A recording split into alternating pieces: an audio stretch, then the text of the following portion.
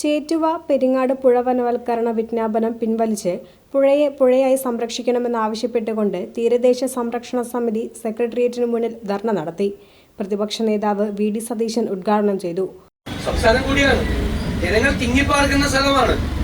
അപ്പോ മനുഷ്യനെ ഉപദ്രവിക്കുക എന്നത് മാത്രം ലക്ഷ്യമാക്കിയില്ല.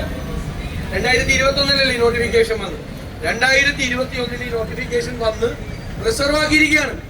ഇതുപോലെ തന്നെ പല സ്ഥലത്തുമാണ്. ഇപ്പോ 2,15,000 ഏക്കർ ഏലത്തോട്ടമുണ്ട് ഇടുക്കി ജില്ലയിൽ. അത് പണ്ട് മുതലേ അത് റവന്യൂ ഭൂമിയാണ്, ഇപ്പൊ പറയാനുള്ളത് വനഭൂമിയാണെന്ന്. 2,15,000 ഏക്കർ വനഭൂമിയായി നോട്ടിഫൈ ചെയ്താൽ അവിടെ താമസിക്കുന്ന മനുഷ്യർ എങ്ങോട്ട് പോകും? മാത്രമല്ല, ഒരു പുഴ എന്ന് പറയുന്നത് അവിടുത്തെ ഒരു സംസ്കൃതി കൂടിയാണ്. ഉപപ്രതിപക്ഷ നേതാവ് പി കെ കുഞ്ഞാലിക്കുട്ടി മുഖ്യാതിഥിയായി.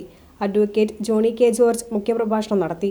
പുഴ സംരക്ഷിക്കുക എന്ന പേരിൽ അതിനെ പുഴ സംരക്ഷിക്കേണ്ടതിന് പകരം അതൊക്കെ വനമാക്കി മാറ്റി മത്സ്യത്തൊഴിലാളികളുടെ ജീവന സ്വത്തിനും സംരക്ഷണം നൽകാത്ത ഒരു സാഹചര്യം ഉണ്ടാക്കിക്കൊണ്ടിരിക്കുന്ന നടപടിക്കെതിരെയാണ് ഈ സംരക്ഷണ സമിതി ഇന്ന് സെക്രട്ടേറിയറ്റ് മാർച്ച് സംഘടിപ്പിച്ചിട്ടുണ്ട്. ഇതോടുകൂടി നൂറുകണക്കിന് മത്സ്യത്തൊഴിലാളികൾ ആധാരമായി മാറുകയാണ്.